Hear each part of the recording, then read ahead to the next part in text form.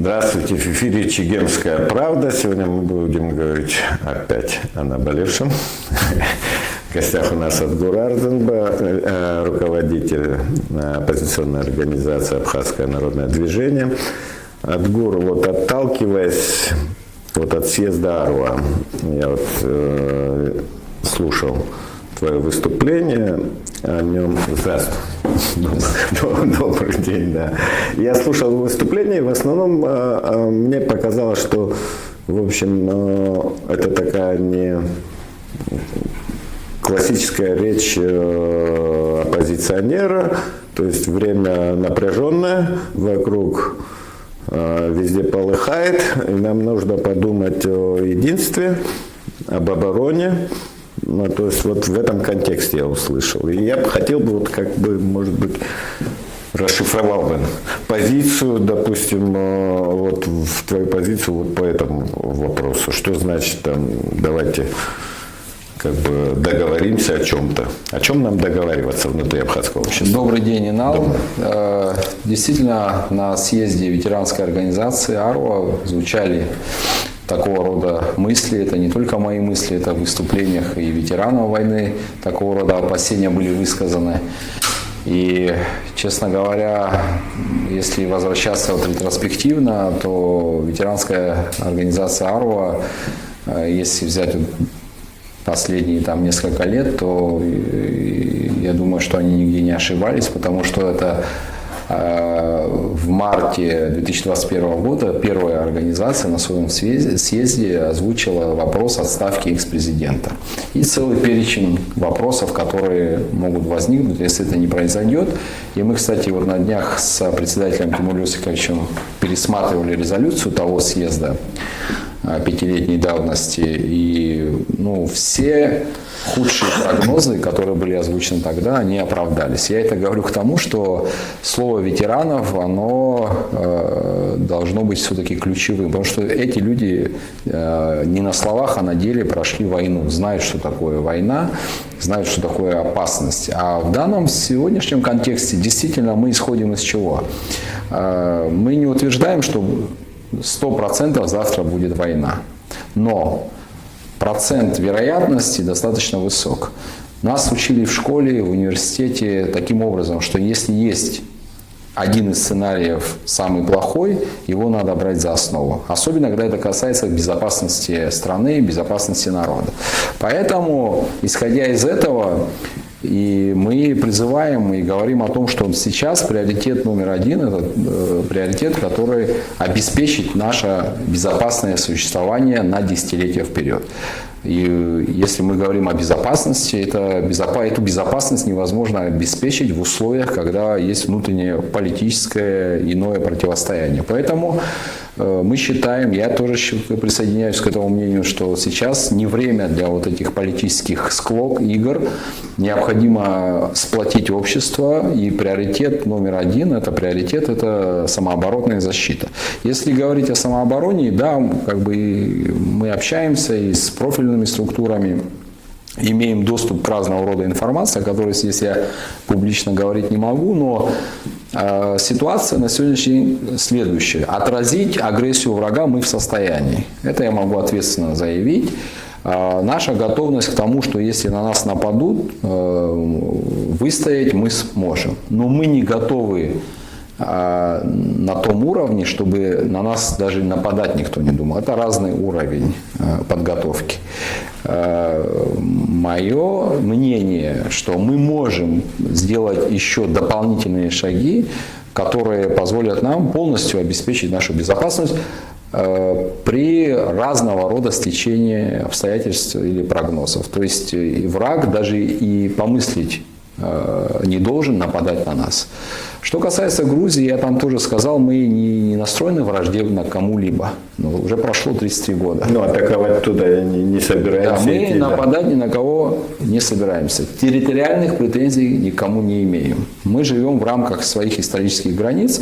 Мы, суверенное независимое государство, открыты к нормальному, полноценному, справедливому диалогу. Есть прецедент Косово и Сербия. Да, у них там до сих пор конфронтационные отношения, но тем не менее есть торговые отношения. для Косово Сербия является страной экспорта номер один. То есть есть какие-то каналы общения при посредничестве Евросоюза и так далее. Там время от времени они заходят в тупик, но тем не менее, да, такого рода условно стабильность она достигнута.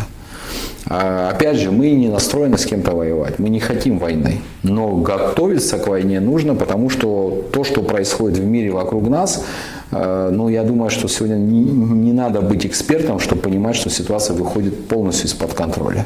И один из прогнозов, один из сценариев, самый плохой, это когда уже крупные державы столкнутся между собой. На таком среднесрочном горизонте 2-3 года многие эксперты говорят о том, что может быть прямое противостояние между Европой и Российской Федерацией, нашим союзникам. Сегодня, вчера и завтра Россия является гарантом нашей безопасности, но когда страна вовлечена в крупномасштабный конфликт, наша ответственность заключается в том, чтобы самим быть сильными, да, чтобы на нас в случае чего не было необходимости отвлекать какие-то силы, чтобы мы сами были способны защитить свои границы. Вот к чему мы призываем. А в плане единства общества, в плане того, чтобы сплотить людей, конечно, основная часть ответственности на власти, потому что мы со своей стороны ограничены в своих возможностях. Тут власть должна делать эти шаги. Могу сказать, в свою очередь, что и президент Бадыр Зурабович, насколько я вижу, со своей стороны он тоже старается делать определенные шаги, которые ведут к единению нации, выстраиванию приоритетов и так далее. Но есть, конечно, вещи, которые происходят, которым... Но по какой формуле? Вот я вот это слышу, что единение нации, там, чтобы вот этой конфронтации внутриполитической не было, там об этом и президент говорит, об этом и оппозиционеры говорят. Но вот по какой формуле? Да, там может быть кулуарно где-то что-то встречается, но тем не менее то, что вот в официозе находится, это вот как бы заявление там проправительственных организаций, острые такие заявления в пику им как бы оппозиционных организаций. Вот какой механизм должен быть выработан, чтобы, в общем-то, представители там проправительственных, оппозиционных организаций, они вот сидели и обсуждали какие-то свои проблемы за одним столом, я не знаю, может быть, в каком-то формате? Ну, я, насколько знаю, сейчас ведется работа над тем, чтобы создать некий такой механизм, который будет объединять все политические партии, общественные организации за одним столом, некий такой консультативный совет. Сейчас в этом направлении работа идет. Была такая инициатива со стороны, насколько я понимаю, форума народного единства Абхазии, и она была поддержана со стороны представителей власти. И, кстати, один из таких вот элементов, который я хотел бы подчеркнуть, нынешний президент в какой-то степени дистанцировался от так называемых проправительственных партий. Да, если мы имели, вот если смотреть ретроспективу, когда экс-президент собирал вокруг там своих таких болельщиков, круглый стол, да, и там все сидели, соглашались с тем, что он говорит, сейчас мы этого не наблюдаем. Все-таки это положительный сигнал. Есть попытка, на мой взгляд, как-то смотреть на всех под одним ракурсом. То есть дистанцироваться. Это, мне кажется, такая мудрая позиция. Конечно, есть люди, кому это не нравится. Да? И в аппарате правительства, и в администрации президента. Некоторые партии, кстати говоря, у меня такое ощущение, что из штанов выпрыгивает. Мы за тебя, президент, мы за тебя, президент. Есть такие вещи тоже мы видим. Но это часть нашей политической культуры. Мы же все здесь живем. Но это не совсем наша культура. Я имею в виду сложившаяся. Когда ты сам себя начинаешь показывать, я за тебя, это какие-то откровенно такие лизоблюдские движения, они как-то не очень нас приветствовались. Ну, если почитать... Да, а потом, когда, допустим, свергают какого-то президента, и они начинают больше ругать, чем те, критики, которые ругали тоже того же президента, когда он был у власти. То есть вот это меня больше всего смущает. Ну, это бы имеет место быть. Да. Ну, насчет того, что это такого не было, если почитать Фазиля, там много таких интересных моментов можно найти и провести аналогии. Но не в этом суть, это все мелочи. Если по-серьезному говорить, тут как объединить? Есть действительно в политическом аспекте разные силы. Я сейчас не хочу никого там возвышать или принижать, но ветераны должны стоять во главе. Естественно, ветеранские организации, и сегодня крупнейшая организация ветеранская – это АРОА. Других ветеранских такого масштаба организаций тоже есть. Да, Амсахара это уже политическая партия, это уже... Но все равно там она как бы... Там это есть уже ветеран, другой да. формат, как бы, это немножко другое. Но тем не менее, да, я соглашусь с этим тоже, я принимаю. На мой взгляд, как это нужно сделать? Вот если мы садимся за стол и говорим, что, друзья, ну не время сейчас выяснять, кто там кого больше любит или не любит. Сейчас время наполнено рисками и опасностями. Давайте мы выстроим работу таким образом, значит, расставим приоритеты. Приоритет номер один – это, естественно, мобилизация, это подготовка. И это уже отсюда вытекает целый ряд вопросов. Никто не говорит, что вопросы развития сельского хозяйства, экономики, туризма, это нужно убирать вообще. Это все должно работать параллельно. Но есть вещи первостепенные, да, есть это уже там второстепенные, параллельные вещи. И вот на этой основе я уверен, что все здоровые силы Абхазии готовы садиться за один стол. И уже как бы я общаюсь с многими, и они говорят, что, слушайте, ну, если Родина в опасности, а она действительно в опасности, мы живем не в Новой Зеландии, мы живем в эпицентре всех событий. Поэтому таким образом это совместная работа по, допустим, взаимодействию с общественностью, донести опасности и риски до общественности. Допустим, ресурсов там одного президента или там, условно говоря, информационного поля, их ресурсов может быть недостаточно. В этом плане мы можем работать вместе. Есть, допустим, в ветеранских организациях очень опытные люди, которые прошли войну, дальше двигаются, обучаются. Их навыки и знания надо применять. Одна голова хорошо, несколько лучше. Это всегда так. И в этом смысле я думаю, что у нас есть возможность на этой, как бы сказать, на этой почве соединить общество и сделать определенные шаги. По Министерству обороны, как мне кажется, это опять же мое мнение, я не навязываю, мне кажется, тоже необходимы определенные изменения. Да? То есть все-таки стиль войны, сама война поменялась, мы это все видим, как бы, и соответственно мы должны как бы все, тем более у нас тут, слава богу, не скажешь, но как бы есть возможность как бы получать прямой опыт этой войны от наших ребят, которые находятся на фронте. Там находятся очень такие опытные ребята, взрослые, наши старшие находятся. Вот один из таких вот Рауль Харабо, например, вот очень, очень профессиональный человек, и много других, сейчас я всех не вспомню. Их опыт надо использовать. И вот те методы и условия новой войны, они должны быть взяты за основу нашей системы обороны. И какие плюсы? Я общался со специалистами, это не мой профиль, я сразу скажу, я могу какие-то ошибки допускать. Но общаясь со специалистами, какие плюсы вот этого времени, опять же, если это можно назвать плюсами, намного стало все дешевле. То есть, если раньше для того, чтобы отражать агрессию, необходимо было приобретать там технику, оборудование, которое стоит миллионы. Сейчас уже беспилотные летательные аппараты. То есть в этом плане у нас есть возможность за счет своих собственных ресурсов тоже сделать определенные шаги. Знаю, что и со стороны Российской Федерации, без деталей, за последний год есть серьезная поддержка. В Абхазии здесь ситуация действительно меняется, это очень радует. Но в то же время, опять же, возвращаясь к началу, мы сами должны тоже Есть элементарные вещи, инал о которых нужно, наверное, говорить.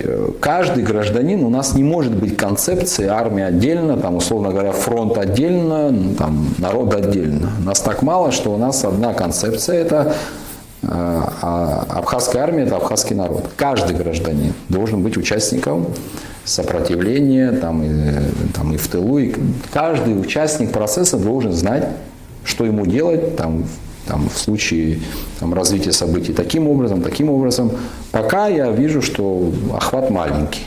Специалисты в курсе, ответственные люди знают, но вот в народе, как говорится, люди не знают. А тут немножко надо потренироваться, понимать, что вот в случае, допустим, атаки беспилотниками, в случае такого сценария, как себя вести. У каждого должна быть задача. Кто резервист, должен знать, кто отвечает за эвакуацию мирного населения, условно говоря, вот многоквартирный дом. Кто там ответственен за система оповещения, да, и так далее. Там связи и так далее. Много вопросов. Я сейчас все это не хочу поднимать. С вопросами, с необходимостью укрепления обороноспособности, это дело понятно. Все-таки мы все время говорим, нам нужна какая-то стабильность, стабильное развитие, чтобы вот этот внутриполитический раскол, от которого нас регулярно лихорадит, он как-то его избежать. Сейчас на носу у нас парламентские выборы, меньше года осталось, там 10 месяцев осталось. Вообще, механизм. Я вот наблюдаю, вот есть риторика, да, мы все хотим стабильности, это оппозиция говорит, и власть говорит, но при этом я не вижу вот этого механизма, чтобы этот механизм уже начал работать. То есть та же общественная палата формировалась, недавно сформирована, да, и потом оппозиция делает заявление, что ни одного оппозиционера там нет.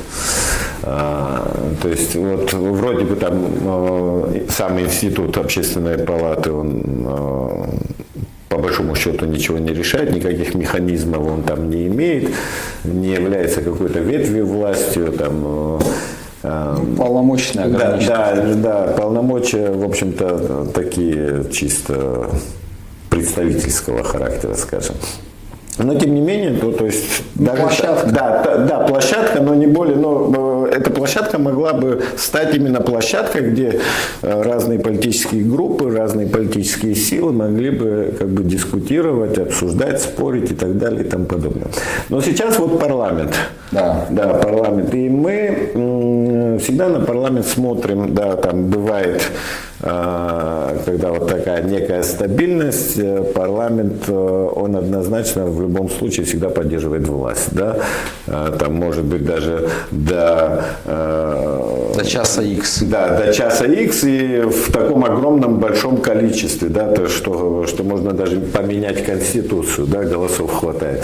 Но потом, когда ты чувствуешь, что это никак не соответствует тем общественным настроениям, которые существуют, да, и потом наступает этот кризис, тот же парламент, он трезвеет и начинает принимать функцию стабилизирующую, да. Как бы сделать так, чтобы эта ситуация не время от времени происходила, а чтобы это был нормально действующий механизм, была действительно независимая ветвь власти и представительная. Что самое главное, представительная. Сегодня если посмотреть в парламенте, реально 2 оппозиционера. Там побольше. Откровенных оппозиционеров, 2. Остальные, есть там часть независимых, и большая часть, она так или иначе, она поддерживает исполнительную власть. Но при этом мы всегда на выборы смотрим как некое такое соперничество команд. Нет такого отношения к выборам. Сейчас время тревожное, мы сейчас говорим, что всякое может быть, да. Нет такого отношения к выборам, как это было, допустим, в 1991 году, когда выбирали золотой парламент. Хороший пример. Потому что тогда выбирали людей не так, как я его там как бы трудоустрою, да, и потом через него я буду свои какие-то вопросы решать. Тогда все-таки самое главное было это вот абхазский вопрос, общественный вопрос, вопрос нашего народа, сохранения нашего народа в то время, когда Советский Союз разваливался, когда была угроза войны, и, в общем-то, эта война пришла, и благодаря вот этому единству, которое было заложено в этом принципе формирования парламента, и потом через этот парламент, собственно говоря, и эта победа была достигнута, по большому счету. Если мы будем, опять же, формировать сейчас парламент вот по тому принципу, по которому сейчас существует, то я как бы уже подумал бы, как все это потом будет выглядеть, если ситуация, не дай бог, как бы по самому худшему сценарию пойдет. Ну, Инал, абсолютно прекрасный пример. Это вот парламент, так как в народе названный золотым составом. Это, вы помните, как выбирали тогда людей? По сути, тогда власть была не абхазская. Да? Грузинская ССР доминировала в Абхазской автономной республике.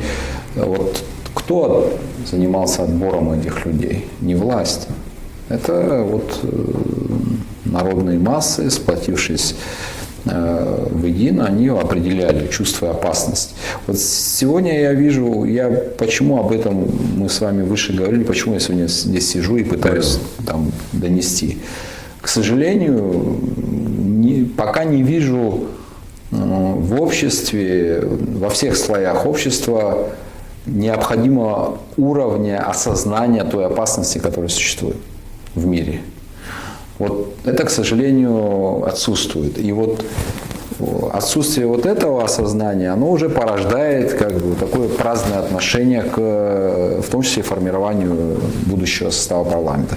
Хотя будущий состав парламента может стать тоже одним из ключевых в истории. То есть испытания могут выпасть на нашу долю такого уровня, что от парламента может зависеть многое. Сейчас я не хочу там какие-то пессимистические прогнозы, но мы видели, что произошло, допустим, вот совсем недавно в Иране, да? Понимаете? То есть это каждый человек в системе вертикали власти, в ветвях власти имеет ценность. Вот в их сценарии, как вот получилось. Поэтому мы должны все это понимать. А вот осознание и в кабинетах власти на разных уровнях и вот в обществе есть, конечно, люди, которые очень трезво оценивают. Но вот доминирующего такого сознания и критической массы вот этого я не вижу. Это меня очень сильно беспокоит. Вот. Честно говоря, насколько я понимаю и вижу, у президента есть понимание, да, он тоже также оценивает ситуацию. Но усилий одного президента или нас с вами недостаточно. Здесь нужно более как бы другие силы задействовать, более мудро подойти. Если мы отпустим ситуацию так, как она идет, действительно парламент будет выбирать опять, как это было.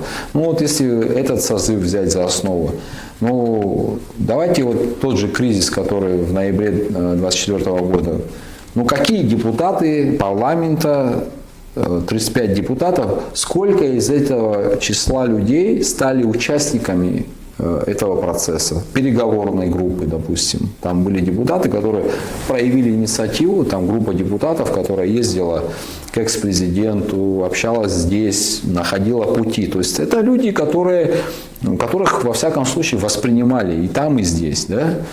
Как бы. А были депутаты, которые просто плыли по течению. Хотя депутат парламента это в тот момент, когда люди противостояли друг другу, это очень ответственный момент, нужно было проявить себя тогда. Были депутаты парламента, которые предыдущие там, несколько лет по ключевым вопросам высказывали открыто свое мнение в парламенте. Выступали против этих инициатив, которые на сегодняшний день уже все абсолютно и в Абхазии, и за пределами Абхазии считают и правильно считают, что это все было вредно. Но были же депутаты парламента, которые раньше всех внутри парламента говорили об этом, хотя с ними все спорили. И вот нужно на этих людей, я бы, допустим, на месте, там, допустим, если на месте власти, я бы в первую очередь опирался бы именно на этих людей. Потому что в конечном итоге вот позиция этих людей, позиция значит, общественности, народа, она и привела к сегодняшнему результату, я считаю, положительному, да, где с повестки сняты все эти вопросы. Мы видим сейчас отношения Абхазии и России развиваются достаточно хорошо. Есть много разных инициатив. Честно говоря, даже не успеваю иногда вот следить за вот так много разного рода социальных, общественных инициатив. Но нас это радует, да? Но к этому же вот сегодняшнему дню что-то привело, борьба людей, значит, критическое мышление, смелость высказать свою позицию. И если, допустим, спросить меня, я буду выбирать, какого депутата выбрать в парламент. Ну, если даже из числа сегодня действующих. Я бы, конечно, нравится, там мне кто-то не нравится, я бы выбирал у тех людей, которые свое мнение отстаивали в интересах абхазского государства. А так, если взять, то, конечно, нужно парламент формировать, чтобы там был баланс. И я на съезде об этом тоже сказал. Но, вы знаете, вот у нас почему-то, к большому сожалению, вот это, мы какой-то этап достигли политического развития. Там, но вот, у меня такое ощущение, что мы вот застряли на одном этапе. Вот, знаете, мы циркулируем по одному и тому же кругу. Вот экс-власть. Когда были выборы в парламенте, у нас было общение с экс-президентом по этому поводу. Ничего не услышал. В итоге выборы прошли, они напролом, там, админресурс и так далее. Конституционное большинство с запасом, мы победили. Я там даже некоторые материалы имел неудовольствие читать, записки, которые там в виде отчетов уходили. И что в итоге? К чему это привело? Это как-то стабилизировало ситуацию, это как-то привело к тому, что в Абхазии власть сменилась там, вовремя или да. Нет, это привело к тому, что люди, которых выпихнули, да, с учетом возможностей административного, финансового ресурса, выпихнули на улицу, когда у них не осталось возможности донести свою правду внутри действующих институтов, они пришли с улицы и высказали свое мнение. И, к сожалению, опять мы прошли через очередной политический кризис, который оттянул нашу страну назад. Но и сейчас я вижу, что есть определенные круги там во власти, которые именно так хотят подходить. Но сейчас мы уже в Абхазии, открыто надо говорить, уже мы не одни, есть разные участники политического процесса, которые я вот имею возможность какие-то контакты, общения, информацию. Опять 25 инал, понимаете? Как-то надо же делать выводы. Значит, одно и то же делать и ожидать другого результата просто непрофессионально как минимум. Поэтому сейчас нужно, понимая и осознавая ту гигантскую ответственность и опасность, которая таит вокруг нас мир, нужно собраться ответственным людям и со стороны власти, и со стороны общественности, и вот так выбрать. Хотя это, кто-то сейчас нас будет с вами критиковать, что это не демократично, там в ручном режиме. Но в 1991 году тоже было так, и результат был хороший. Нужно в парламент собрать самые светлые умы, мудрых людей, молодых, активных. Надо постараться очень сильно, чтобы вот эта ветвь власти была ярким элементом абхазской политической науки. Сколько людей мы с вами знаем? Я вот сейчас перечислю несколько имен. Допустим, вот возьмем Надар Чанба, Кесо Хакба, да? Нукзар Логва, Руслан Хашик, допустим, да? И многие другие. Эти люди сегодня, если окажутся в парламенте, это плюс для Абхазии. В этой системе, которая сейчас есть, они никогда не смогут. Никогда не попадут. Я как гражданин Абхазии, я бы мечтал иметь вот такого уровня людей в парламенте. Но я как гражданин Абхазии не имею никаких возможностей сделать так, чтобы эти люди попали в парламент. Понимаете, вот в чем у нас главная проблема? Вот чуть мы заигрались, Инал. Вот таких людей И таких я сейчас перечислил, там, Батал, Чапо, там много таких у нас людей.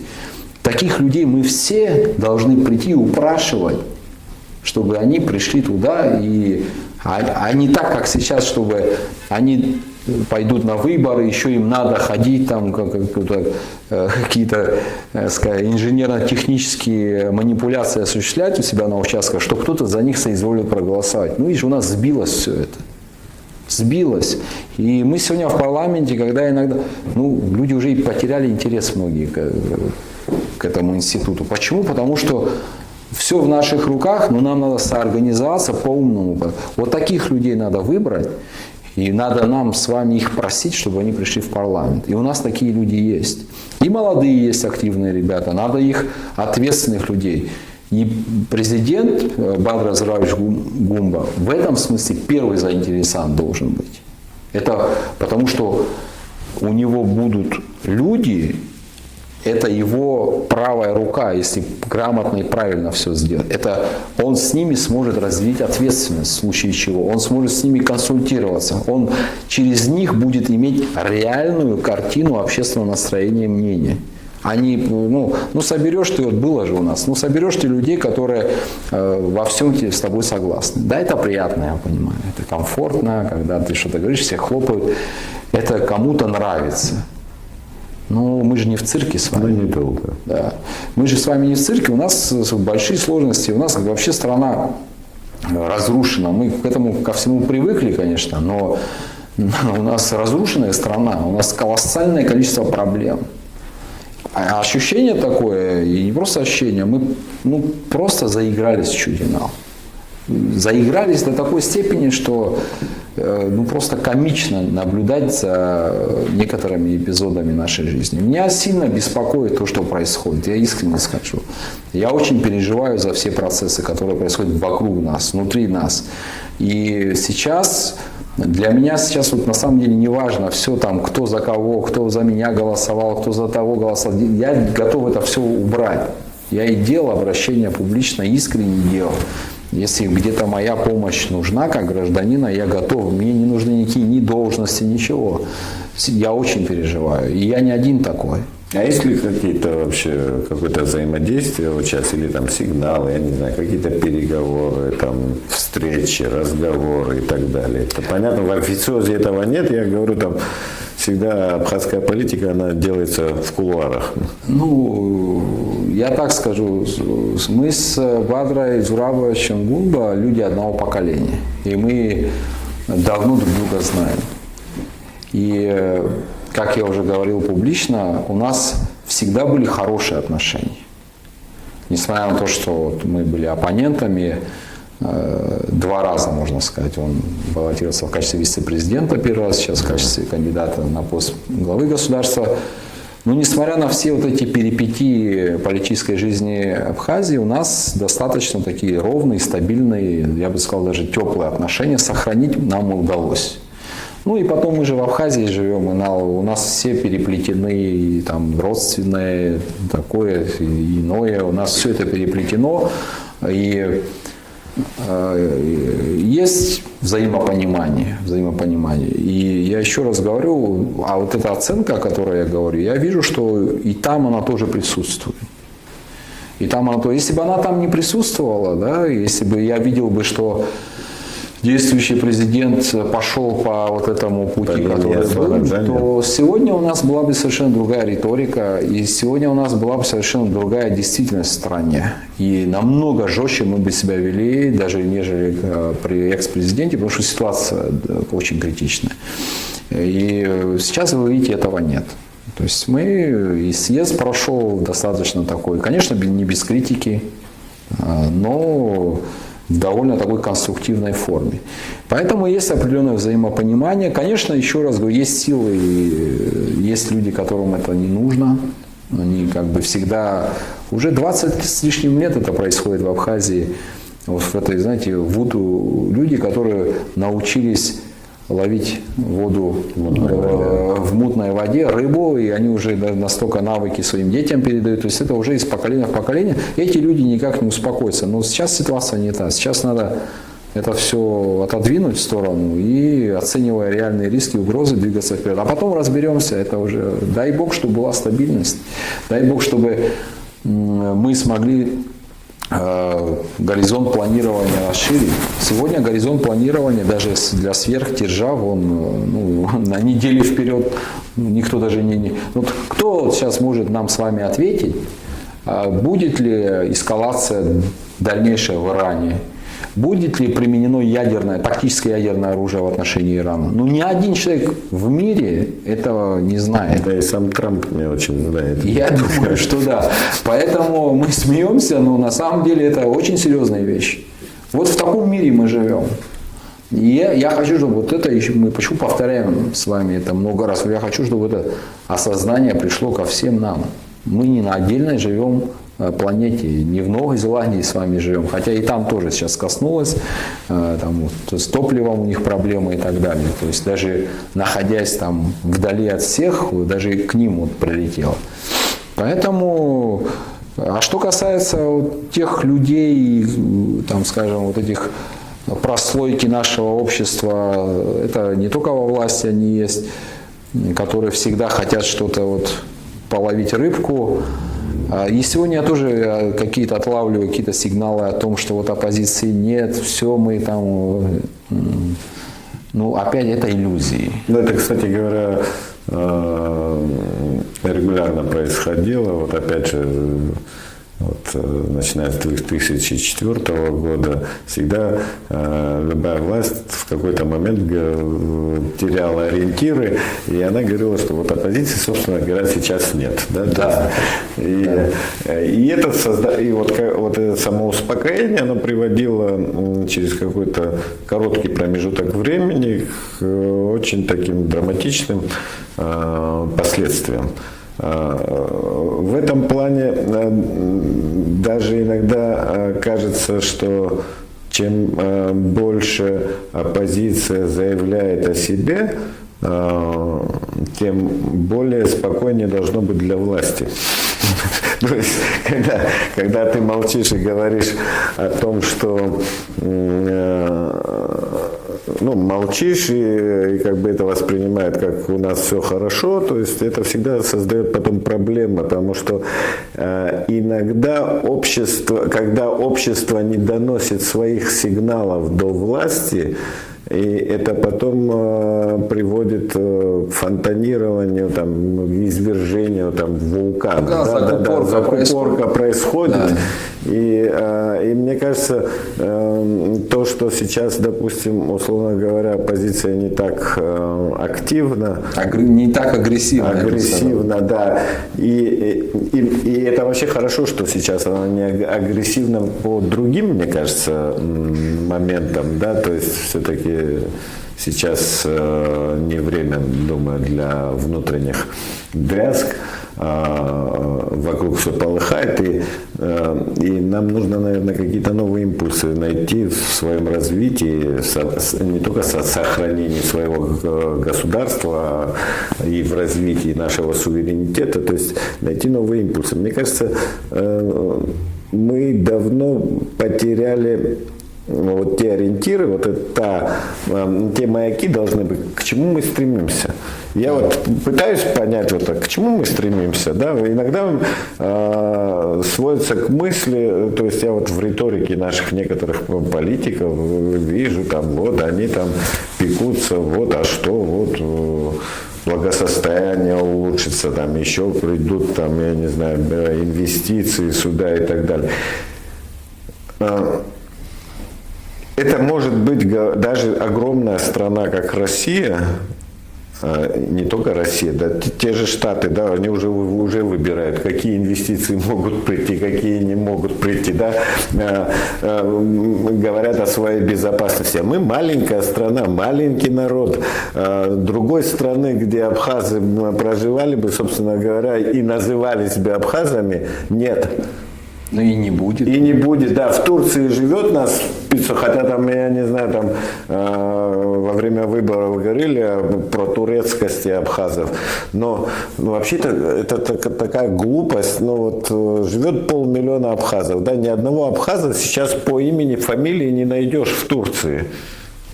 Хашиговцы живут там, да. Где-то 50 семей. Ты их не найдешь как хашиговцев, то есть они живут по какими-то турецкими фамилиями. Во времена Ататурка. Да, но они все под турецкими фамилиями и так далее, то есть люди лишены даже своей идентичности, то есть они не могут называть своих фамилий, они не могут говорить, какой они национальности, то есть это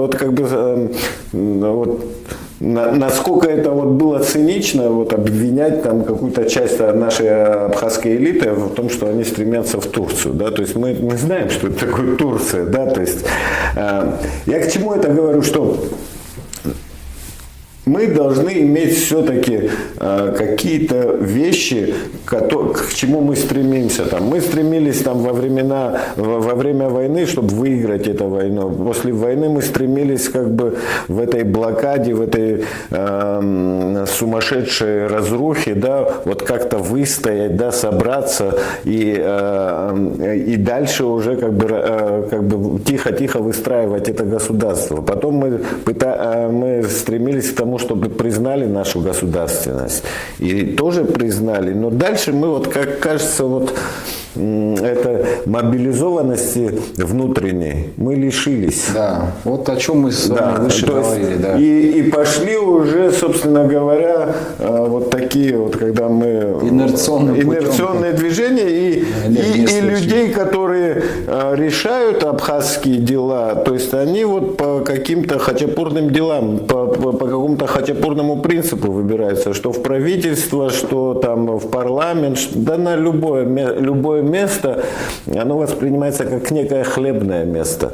Насколько мы можем себе это позволить, чтобы видеть маленькой Абхазии какое-то место исключительно хлебным, не то чтобы оно обслуживало интересы общества, государства и так далее и тому подобное. Это то, о чем выше мы говорили, Инал. Действительно, сейчас я уверен, что любой здравомыслящий человек оценивает ситуацию именно так, как мы с вами об этом говорили. Если мы правильно и трезво все оцениваем ситуацию, соответствующие должны быть действия. И выборы в парламент должны пройти таким образом, с осознанием и оценкой текущих рисков. Если выборы в парламент, даже не сами выборы, а уже подготовительный процесс к ним, будет иметь предпосылки старых формаций, то это без исключения, без каких-то вариантов приведет к эскалации. Последний вопрос от Гуру в этом контексте. Назывались там именно знаковые имена людей, которые уважаемые в обществе. То есть этот принцип, чтобы в этом парламенте заседали действительно люди, которые могут представлять интересы нации, интересы абхазского народа, то есть реальные. Ваш частый гость Астамур Георгиевич Таня тоже в этом может быть списке. Их надо уговаривать. Да, я про это и говорю. Да. Но я к чему говорю? В этом контексте, в контексте этих парламентских выборов, в контексте тех угроз, которые вокруг нас есть, таких сигналов о том, что у нас редко оппозиционер или представитель власти приятные сигналы оппонентам своим передает, да, то есть сейчас я вижу, что мы все стабильно, мы за стабильность выступаем и так далее. Нет. Но сейчас с этой повесткой можно идти куда-то, к власти, тому же Бадри Гумбе, я не знаю, идти по этим политическим организациям. Будет ли это такого рода диалог? Будет он и существует. Попытка выйти к какому-то общему знаменателю. Я так скажу, Инал. Диалог существует. Тот механизм, о котором я говорил выше, по инициативе наших старших товарищей, сейчас идут, насколько я понимаю, определенные консультации, чтобы создать некий такую площадку, механизм, где так как общественная палата, которую вы упомянули, она как бы сформировалась таким образом, что не буду комментировать.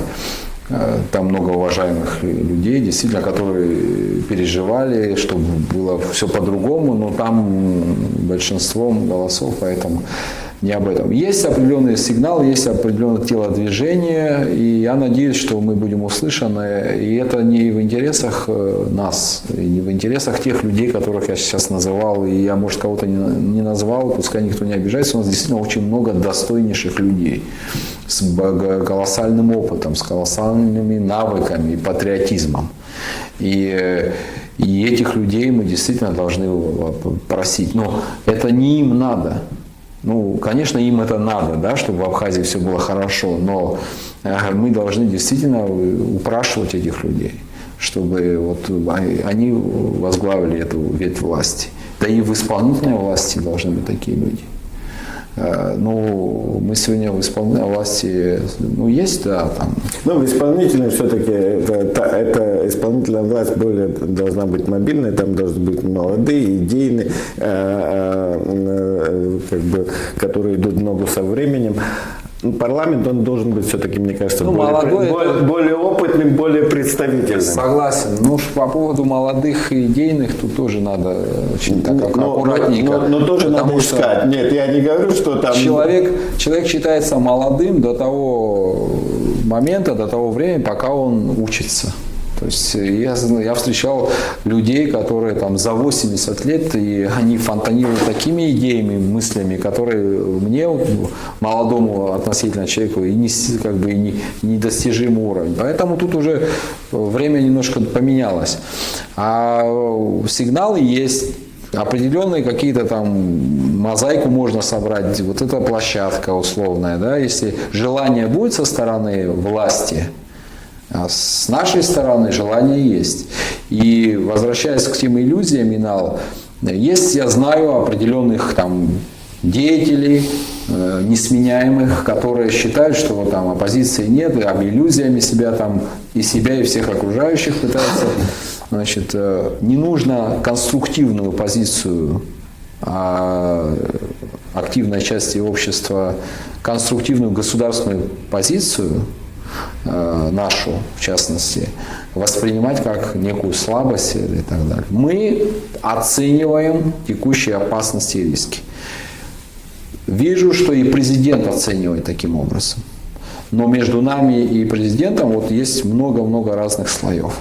Если по причине каких-то там элементов внутренних, внешних, неважно, мы не придем к сближению, к тому, что государство пойдет в нужном направлении, выстроит приоритеты, обеспечим в первую очередь, давайте безопасность свою. Да? Ты говоришь о будущем нашей страны, куда мы движемся на данном этапе. Давайте мы обеспечим безопасность для наших детей, для наших будущих поколений, чтобы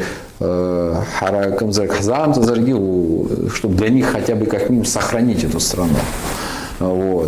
А потом уже будем думать И, кстати, мир сейчас так динамично меняется, он будет меняться. Это уже бесспорно. То, что крупные державы столкнутся в прямом конфликте, это вообще без исключений. Просто вопрос времени. Это может через месяц произойти, может через год произойти.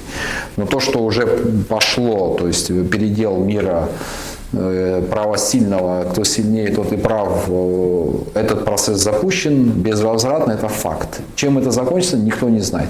Но если мы в этих условиях новых и в течение вот этих длительных испытаний, которые человечество будет преодолевать, мы как государство Абхазия сумеем себя сохранить, защитить, то, безусловно, мы займем достойное место в будущем мире и получим международное признание, то, к чему мы все стремимся, и Абхазия станет уже абсолютно признанным государством, и уже мы будем частью международного процесса, полноправными участниками. Понятно, у нас там условно микроразмеры, но ничего. Ну, хоть микро.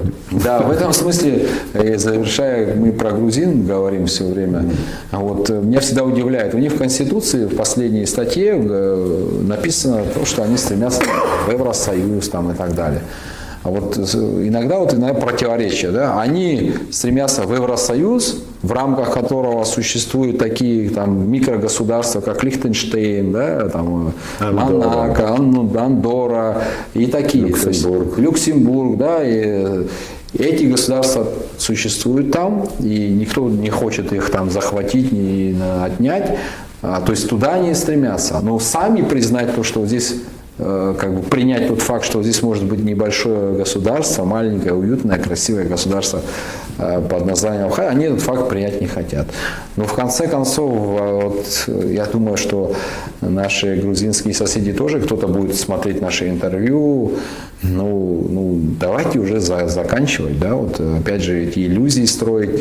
В Абхазии народ очень добрый, очень гостеприимный, и мы всем рады как гостям. Мы готовы со всеми разговаривать, мы хотим договориться, мы хотим общаться, мы хотим жить нормально со всеми своими соседями. Но и со стороны Грузии должны быть определенные шаги. Ну, как минимум, сейчас я слышу в публичном пространстве обсуждается транзит. Да? Ну, это хорошее дело, почему нет? Но как его можно обсуждать, если Грузия сама же отрезала ноги этому проекту в 2008 году, приняв закон об оккупированных территориях? Ну, абсолютно сумасшедший закон. Значит, надо добиваться, чтобы этот закон... Да, ну, тоже противоречие, понимаете? Российская Федерация агрессор по их законодательству, она оккупировала там условно, как они говорят, хотя они прекрасно знают всю правду, лучше нас они ее знают, но при этом Грузия является сегодня... Россия является для Грузии главным партнером экономическим. Главным им партнером. Да, то есть, ну, вот такие вот какие-то, знаете, противоречия, ну, это уже несерьезно. Давайте по-серьезному договариваться. Если вы хотите вступать в Евросоюз, где есть такие там государства, как Лихтенштейн и так далее, а почему вы здесь тогда это не можете признать? Почему вы... Или там сейчас вот новая у них, она не новая, но сейчас вот прямо среди молодежи она активно развивается эта мысль о том, что якобы вот мы с тобой, Инал, мы не абхазы, а псуйцы, да? То есть абхазы это кто-то другие, а мы якобы вот как бы воплотились, да, вот в этот образ. Но при этом смешно другое, что абхазский язык они признают, да, то есть он существует, это абхазский язык, они там даже где-то в институте преподают абхазский язык. Официально по Конституции Грузии считается государственным языком, более того. То есть абхазский язык признают, но тогда если абхазский язык признается, а мы его якобы не абхазы, но пускай посмотрят на этот язык. Этот язык родственен языку. Там написано, что он абхазский язык государственный язык, но абхазы выходит, что это не абхазы, а псуйцы. А абхазы это совершенно другие, это они. Тогда какой язык абхазский тот? У меня хочется узнать. Абхазский тот, на котором мы с вами говорим. А этот язык, он родственный языкам, народам северного, нашим братьям. То есть вот здесь даже такие элементарные противоречия. И даже если вот эту теорию Ингорокова взять, Астамуртания, кстати, у вас в передаче как-то говорил, даже по его версии там около 500 лет, да, получается? Ну, в 17 веке, да. То есть даже здесь, поэтому и в грузинском руководстве, если серьезно говорить, да, мы видим определенно прагматичная позиция сегодня, учитывая, да, вот, ну, и руководители Грузии, я имею в виду официальные, вот, они практически плюс-минус ровесники наши с Бадрой Зурабовичем. Да. Да, вот, как бы. И наши дети ровесники, скорее всего. Да. Я не думаю, что они хотят своим детям, и мы не хотим своим детям оставлять этот вопрос. Поэтому, если нас слышат, как бы слышат, я бы хотел, чтобы мы к чему-то пришли в конце концов. Иначе, надо понимать, я думаю, что там в Грузии полно очень образованных, умных людей. Нужно понимать одно, Инал. Если мы сами не договоримся, то мы станем инструментом в противостоянии больших держав. Все. На этом я думаю. Дагур, большое спасибо.